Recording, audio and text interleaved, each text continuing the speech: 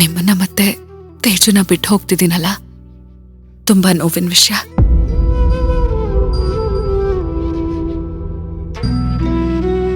ನಿಮ್ಮಂತ ಒಳ್ಳೆ ಸ್ನೇಹಿತ ಈ ಜನ್ಮದಲ್ಲಿ ನನಗ್ ಸಿಗಲ್ಲ, ಅದು ಸತ್ಯ.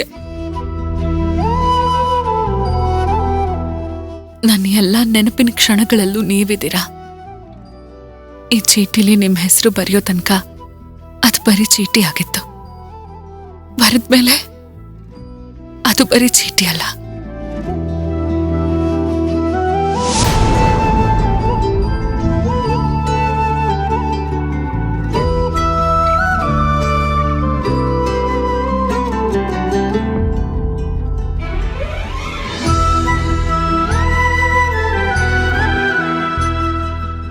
ಯಾರ್ದೋ ನೆನ್ಪಲ್ಲಿ ಕಳ್ದೋಗಿದ್ದೀರಾ?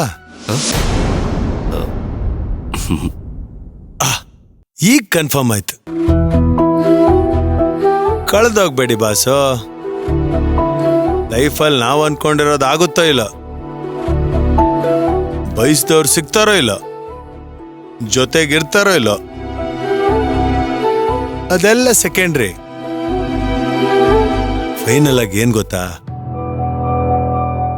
ನಮಗ್ ನಾವ್ ಸಿಗ್ಬೇಕು, ನಮ್ ಜೊತೆಗ್ ನಾವಿರ್ಬೇಕು. ಹಾಗಾಗಿ ನಾವು ಕಳ್ದೋಗ್ಬಾರ್ದು. ಹಾಗೇನಿಲ್ಲ, ಆಫೀಸ್ ವಿಷಯವಾಗಿ ಯೋಚನೆ ಮಾಡ್ತಿದ್ದೆ ಅಷ್ಟೇ.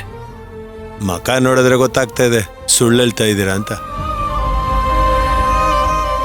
ನೀವ್ ಯಾರನ್ನೋ ತುಂಬಾ ಮಿಸ್ ಮಾಡ್ಕೊಂತ ಇದ್ದೀರಾ ಅನ್ಸತ್ತೆ. ಇದನ್ ಸುಳ್ಳು ಅಂತ ಹೇಳಕೋಬೇಡಿ. ಮನ್ಸು ಕೇಳ್ತಿಲ್ಲ ತ್ರಿವಿಕ್ರಮ್. ಯಾವಾಗ ಏನ್ ಹೇಳ್ತಿದೆ ಅಂತಾನೆ ಅರ್ಥ ಆಗ್ತಿಲ್ಲ. ಹಾಗಿದ್ರೆ ನಾನು ಹೇಳಿದೆ ಕರೆಕ್ಟು. ನಿಮ್ಮ ಆಫೀಸ್ ಯೋಚನೆ ಅಲ್ಲ, ನಿಮ್ಮ ಮನ್ಸಿನ ಯೋಚನೆ.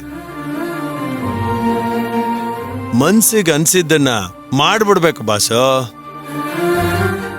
ಪೋಸ್ಟ್ಪೋನ್ ಮಾಡಬಾರ್ದು. ಮಾಡಿದ್ರೆ ನಮ್ಗನ್ಸಿರೋದು ಪೋಸ್ಟ್ ಮಾರ್ಟಮ್ ಆಗ್ಬಿಡುತ್ತೆ. ಹಾಗೆಲ್ಲ ಏನೂ ಇಲ್ಲ. ಒಂದೊಂದ್ಸಲ ಹೀಗೆ ಏನೇನೋ ಆಗ್ತಿರುತ್ತೆ ಅಷ್ಟೇ. ಸ್ವಲ್ಪ ಹೊತ್ತಲ್ಲಿ ಸರಿ ಹೋಗ್ಬಿಡುತ್ತೆ.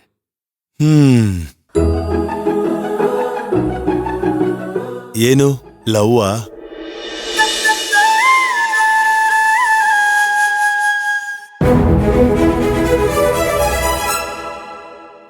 ಮೀಟ್ ಮಾಡ್ಬೇಕು ಅನ್ಸ್ತಾ ಇದೆಯಾ?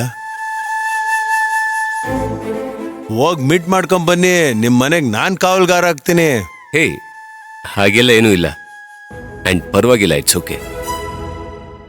ನನಗನ್ಸಿದ್ದೆಲ್ಲ ಅವ್ರಿಗೂ ಅನ್ಸ್ಬೇಕು ಅಂತೇನೂ ಇಲ್ಲ ಅಲ್ವಾ? ಪಾಪ ಅವ್ರಿಗೇನು ಅನ್ಸೇ ಇಲ್ಲ ಅನ್ಸತ್ತೆ. ನೀವ್ಯಾಕೆ ಏನೇನೋ ಅನ್ಕೊಂತೀರಾ? ಯಾವೂರು? ಇದೇ ಊರಾ? ಹಾ, ಇದೇ ಊರು. ಇದೇ ಊರು ಅಂತೀರಾ? ಹೋಗ್ ಮೀಟ್ ಮಾಡ್ಬೇಕು ತಾನೆ. ಇಂಥ ವಿಷಯದಲ್ಲಿ ರಾಕೆಟ್ ಸ್ಪೀಡ್ ಆಗಿರ್ಬೇಕು ಬಾಸು. ಬೇಗ ಬೇಗ ಹೋಗಿ ಗುರಿ ಮುಟ್ಬೇಕು. ಇಲ್ಲ, ಅವರು ಟ್ರಾನ್ಸ್ಫರ್ ಆಗ್ತಿರೋರು, ಹೊರಟೋಗ್ತಾರೆ ಅನ್ಸುತ್ತೆ. ಅವರೀಗ ಈ ಊರು ಬಿಟ್ಟು ಹೊರಟೋಗ್ತಾರೆ. ತಡೀರಿ ಅವ್ರನ್ನ. ಖಂಡಿತ ಈ ಊರು ಬಿಟ್ಟು ಹೋಗಲ್ಲ. ನಾನು ಪ್ರೀತಿಸ್ತಾ ಇದ್ದೀನಿ ಅಂತ ತೋರಿಸ್ಬೇಕು. ಆಗ್ಲೇ ಅವ್ರೊಳಗಿರೋ ಪ್ರೀತಿನ ನಿಮಗ್ ತೋರ್ಸಕ್ ಸಾಧ್ಯ. ಊರ್ ಬಿಟ್ಟು ಹೋಗದೆ ಇರೋ ತರ ಪ್ರೀತಿಯಿಂದ ತಡೆದ್ ನಿಲ್ಸಿ. ಆಗ ರಿಟರ್ನ್ ಆಗಿ ನಿಮ್ಗೆ ನಿಮ್ ಪ್ರೀತಿನೇ ಸಿಗುತ್ತೆ.